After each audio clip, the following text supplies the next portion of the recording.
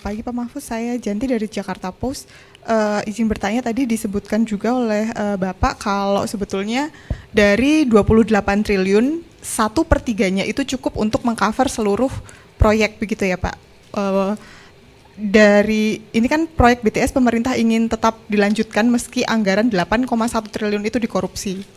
Bagaimana nanti untuk melanjutkan proyek ini, mengingatkan kalau untuk recovery aset itu bisa dilakukan setelah ada putusan pengadilan, begitu Pak?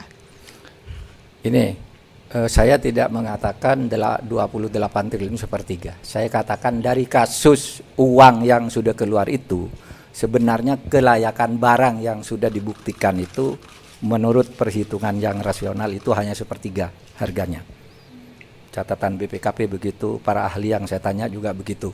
Biar nanti diteliti. Nah, yang sisanya untuk sampai 28 triliun kan belum cair. Itu nanti aja lagi, ya. Jadi dari yang 10 itu, yang sekarang keluar itu, sebenarnya 4.200 tower yang akan dibangun itu cukup dengan ya kira-kira 3 sampai 4 triliun gitu. Tapi itu dianggarkan 10T lebih lalu dikeluarkan uangnya lalu enggak jadi barang juga. Nah, itu bagaimana selanjutnya nanti kita akan bicarakan ke dalam. Pokoknya proyek itu tidak boleh putus karena akan membuang energi kita dan biaya yang sudah 17 tahun berlangsung. Berlanjut. Mohon izin konfirmasi Pak Menko, ini ada info beredar bahwasanya aliran dana dugaan korupsi PDS 4G ini mengalir ke 3 partai. Di sini disebutkan PDIP, Gerindra, dan Nasdem. Ini mohon tanggapannya Pak Menko. Terima kasih. Ya, terima kasih. Saya juga dapat berita itu dengan nama-namanya gitu. Tapi saya anggap itu gosip politik. Ya, gosip politik. Kita bekerja dengan hukum saja. Saya juga sudah lapor tentang itu ke Presiden. Pak, saya tidak akan masuk ke soal ini.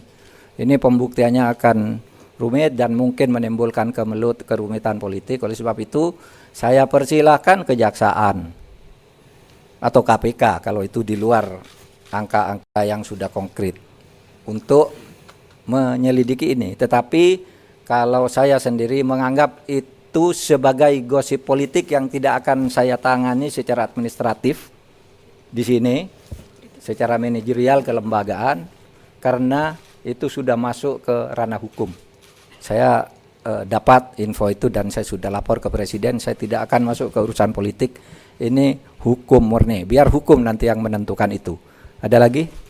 Jangan terlalu banyak, Dok. Ada lagi? Yuk. Iya, Pak, dengan sederet program kerja yang masih jadi PR buat Kominfo, mulai 2 satelit yang akan diluncurkan, pusat data nasional hingga pelaporan integrasi, apakah itu akan tercapai? Itu semuanya kan programnya deadline-nya sampai 2024, apakah itu semua akan tercapai?